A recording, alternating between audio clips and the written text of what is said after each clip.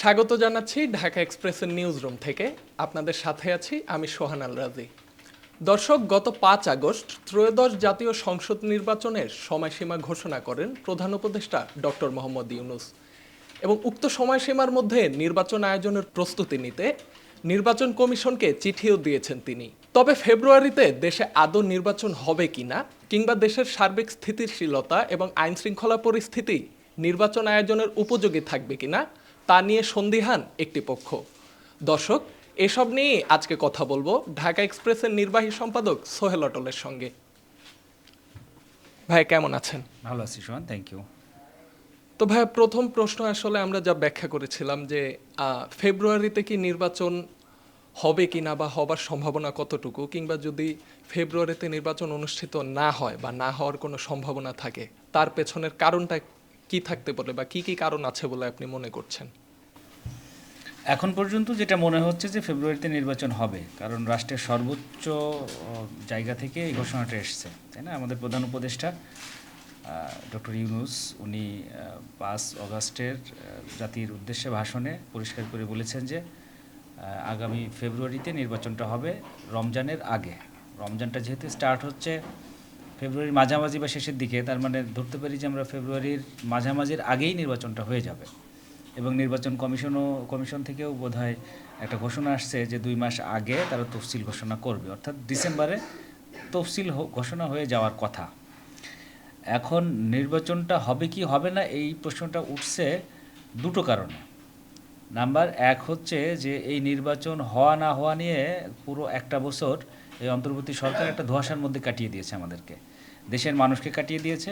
রাজনৈতিক দলগুলোর সঙ্গেও এক ধরনের লুকোচুরি খেলার মতোই ঘটে গেছে এই নির্বাচনের তারিখ বা কবে নির্বাচন হবে না হবে এই বিষয়টা নিয়ে। তো যে কারণে অনেকের মধ্যেই সন্দেহ দানা বাঁধছে যে সরকারের, এই অন্তর্বর্তী সরকারের অন্য কোনো উদ্দেশ্য আছে কি না, যে নির্বাচনটা হবে কি হবে না এই সন্দেহ আছে, ছিল, এখনও কিছুটা আছে নির্বাচনের সময় ঘোষণা করার পরেও। কারণ কারণ পরে বলি। আরেকটা যে দুইটা ইসের কথা বললাম যে নির্বাচনের তারিখ নিয়ে যে সন্দেহের কারণ, একটা এটা ছিল, আরেকটা ছিল হচ্ছে যে একটা পক্ষ চাচ্ছেই যে নির্বাচন হবে না বা নির্বাচন নিয়ে তালগোল পাকাবে সরকার, এই তত্ত্বটাকে প্রতিষ্ঠা করতে। কিছু একটা মহল থেকে এটা চাওয়া হচ্ছে যে এটা এই তত্ত্বটাকে প্রতিষ্ঠা করতে যে নির্বাচন হবে না, টালবাহানা করবে অন্তর্বর্তী সরকার। এটা আপাতত বিএনপির বিক্ষোভের মুখে পড়ে তারা নির্বাচনের একটা তারিখ ঘোষণা করেছে, কিন্তু কোনো না কোনোভাবে একটা রাজনৈতিক ক্রাইসিস তৈরি করে নির্বাচনটা বানচাল করবে। এটা একটা গোষ্ঠী থেকে একটা তত্ত্ব হাজির করা হচ্ছে। আবার এই তত্ত্বের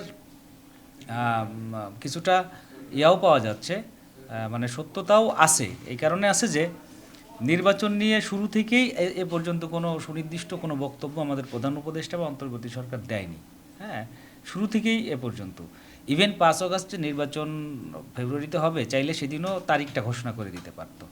মানে ফেব্রুয়ারিতে রমজানের আগে হওয়া মানে রমজান যদি মাঝামাঝি বা শেষের দিকে হয় ফেব্রুয়ারির, তাহলে খুব হিসাব নিকাশ করে একটা তারিখ বের করে অনায়াসই তারিখ বলে দেওয়া যেতে পারতো। সে তারিখটা তারা বলে নাই। হ্যাঁ, তো এইসব নানান কারণেই আবার কোনো মহল থেকে বলার চেষ্টা হচ্ছে যে সরকার আসলে নির্বাচনটা আসলে চায় না, সরকার আরও দীর্ঘদিন থাকতে চায় এখানে। সরকারের উপদেষ্টা পরিষদে যেসব বুড়ো বুড়ো উপদেষ্টাদের আনা হয়েছে তাদের কোনো কাজ নেই, কাম নেই, এরা খামোখাই বসে একটা রাষ্ট্রীয় প্রোটোকলে আরামায়েশে জীবন কাটাচ্ছে। এই আরামায়েশে জীবন ছেড়ে তারা যাবেন কেন? এসব যুক্তিতেই বলা হচ্ছে যে নির্বাচন নাও হইতে পারে। তো ভাই, আপনি যে বললেন যে একটা গোষ্ঠী প্রচারণা ছড়াচ্ছে যে ফেব্রুয়ারিতে নির্বাচন অনুষ্ঠিত নাও হতে পারে, এর পেছনের কারণটা কি? কারণ আমরা যদি দেখতে পাই যে আজকে আমরা একটা খবরে দেখলাম যে নির্বাচন সুষ্ঠুভাবে পরিচালনা করতে বাংলাদেশ পুলিশের জন্য 40,000 বডি ক্যামেরা অর্ডার দেওয়া হয়েছে যাতে নির্বাচন সুষ্ঠুভাবে আয়োজন করা যায়।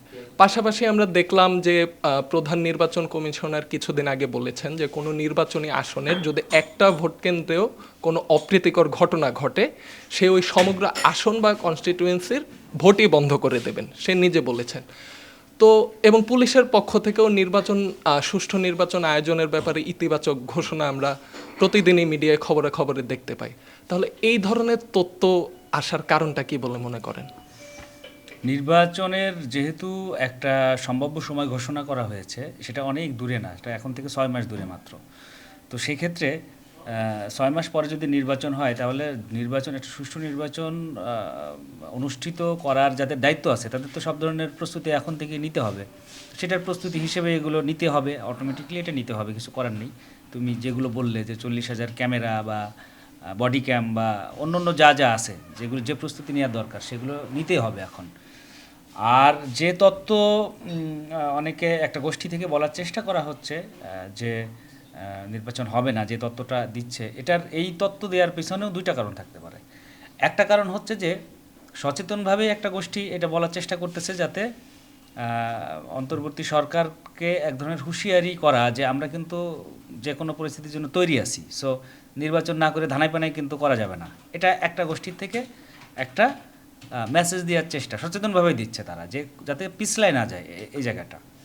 আর আরেকটা গোষ্ঠী আছে যারা সব আমলে সবসময় থাকবে, কখনো আওয়ামী লীগ হবে সেটা, কখনো বিএনপি হবে সেটা, কখনো জামাত হবে, এখন তো এনসিপি যুক্ত হয়েছে, যারা চাই যে একটা ঝামেলা তৈরি করতে, হ্যাঁ, একটা ধোঁয়াশা তৈরি করতে, একটা কনফিউশন তৈরি করতে। মানে সব কিছু এত ভালো, এত স্বাভাবিক কেন, এত স্বাভাবিক কেন থাকবে, আমরা তো নাই এখানে। তো একটু ঝামেলা তৈরি করে দিই, একটু কনফিউজড করে দিই পাবলিকরে, একটু এই সরকারের প্রতি তাদের একটা অনাস্থা তৈরি হোক। আর একটা গোষ্ঠী এটা ইচ্ছাকৃতভাবে এভাবে এভাবে বলতেছে। মোটা দাগে এই দুই কারণেই আমার কাছে মনে হচ্ছে যে নির্বাচনের তারিখ নিয়ে মানুষের মধ্যে সংশয় তৈরি হয়েছে। আর এর বাইরে ডক্টর মোহাম্মদ ইউনূসের সরকারের ওপর ওই আস্থাটা মানুষের এখন আর নেই, যেটা 5 আগস্ট পরবর্তীতে মানুষ খুব ঝাঁপিয়ে পড়ছিল তাদের উপরে। তাদের কাছে অনেক প্রত্যাশা ছিল, এটা করবে সেটা করবে। ওই প্রত্যাশাটা এখন নেই, ওই আস্থাটাও হারাইছে এই অন্তর্বর্তী সরকার, সাধারণ মানুষের আস্থাটাও হারিয়ে ফেলেছে। যে কারণেই অটোমেটিকলি কিছু অবাঞ্ছিত প্রশ্ন বা এই সরকারের জন্য অস্বস্তিকর কিছু প্রশ্ন উঠতেছে চারপাশ থেকে। অন্তর্বর্তী সরকারের তরফ থেকে অনেকবার এই কথা বলা হয়েছে যে নির্বাচনের পর নির্বাচিত সরকার দায়িত্ব গ্রহণ করলে বা নির্দিষ্ট মেয়াদের বেশি অন্তর্বর্তী সরকার একদিনও ক্ষমতায় থাকবে না এবং ক্ষমতায় থাকতে চায় না। পাশাপাশি হচ্ছে অন্তর্বর্তী সরকার যেহেতু একটা অনির্বাচিত সরকার, সুতরাং তার মেয়াদের কিন্তু একটা আন্তর্জাতিক গ্রহণযোগ্যতারও বিষয় আছে। তো সেক্ষেত্রে কি অন্তর্বর্তী সরকারের নির্বাচন পেছানোর বা নির্বাচন না দেওয়ার কি কোনো কারণ আছে বলে মনে করেন কিনা? এবং পাশাপাশি আমি জানতে চাই যে আপনার ব্যক্তিগত মতামত কি, আদৌ কি ফেব্রুয়ারিতে নির্বাচন না হওয়ার পেছনে আপনি কোনো কারণ দেখতে পাচ্ছেন কিনা? আচ্ছা, আমি ব্যক্তিগত মতটাই আগে বলি, তারপরে ওইটা বলি। নির্বাচন না হওয়ার জন্য 1 কোটি কারণ আছে, না হতে পারে 1 কোটি কারণ বের করা যাবে। হ্যাঁ, নির্বাচন হওয়াটাই হচ্ছে যৌক্তিক এখন এই মুহূর্তে। সাধারণ মানুষের দাবি বা পরিস্থিতি যেখানে সে দাঁড়িয়েছে, বাংলাদেশের তুমি জানো যে আইন শৃঙ্খলা পরিস্থিতি, অর্থনৈতিক পরিস্থিতি কোনোটাই কিন্তু উত্তরণ ঘটে নেই। 5 আগস্টের পরে আমরা যেটা আশা করছিলাম যে আমরা সিঙ্গাপুর হয়ে যাচ্ছি, ডক্টর মোহাম্মদ ইউনূসের নেতৃত্বে বাংলাদেশ সিঙ্গাপুর হয়ে যাবে, সেটা কিন্তু কোনোভাবেই হয়নি বা হওয়ার সম্ভাবনা এখন আর দেখা যাচ্ছে না। তার মানে নির্বাচন হওয়াটা খুবই যৌক্তিক। নির্বাচন আমি আশা করতেছি নির্বাচনটা হবে, কিন্তু ওই যে রাজনীতিতে শেষ কথা বলে কিছু নেই, রাজনৈতিক মারপ্যাচ আছে। যে কথা শুরুতেই বললাম যে 1 কোটি কারণ বের করা যাবে নির্বাচন না হওয়ার পক্ষেও। হ্যাঁ, তো সেরকম কোনো একটা কারণ ঘটে গেলে নির্বাচন হবে না। আচ্ছা, এটা গেল এটা এই প্রশ্নের উত্তরটা। আর দ্বিতীয়ত হচ্ছে যে এই সরকারের অন্তর্বর্তী সরকারের আন্তর্জাতিক গ্রহণযোগ্যতা আসলে একটু পরের বিষয়। আমাদের দেশেও উদাহরণ আছে, আমাদের আশেপাশের দেশ, পৃথিবীর অনেক দেশেই উদাহরণ আছে যে অনির্বাচিত সরকার কোনোভাবে ক্ষমতা নিয়ে, অনেক সময় সামরিক সরকারও ক্ষমতায় নিয়ে অনেক বছর থাকে, এটা তো নির্বাচিত সরকার না, তাই না? সংবিধান লঙ্ঘিত হয় বা সংবিধান পারমিট না করলেও অনেক সময় এক ধরনের সরকার থাকে, বছরের পর বছর থেকে যায়। ওই জনগণের মুক্তির দোহাই দিয়ে এগুলো থেকে যায়। তো সেক্ষেত্রে জনগণের মুক্তির দোহাই দিয়ে এই অন্তর্বর্তী সরকারও যদি চায় যে আমি আরও জনগণের মুক্তি চাই, আরও জনগণের উপকার করতে চাই, আরও 10 বছর 20 বছর ক্ষমতায় থাকতে চাই, সেটা চাইতেই পারে তারা। এটা অস্বাভাবিক কিছু না, ইতিহাসে বাংলাদেশেও আছে, সারা বিশ্বে এরকম ঘটনা আছে। আমরা গণতান্ত্রিকভাবে খুব একটা স্ট্রং দেশ না, সুতরাং এটা থাকতেই পারে, চাইতেই পারে। তবে আলটিমেটলি আমার কাছে যেটা মনে হয় যে নির্বাচনটা হওয়াটা খুব জরুরি এবং হয়তো হবে।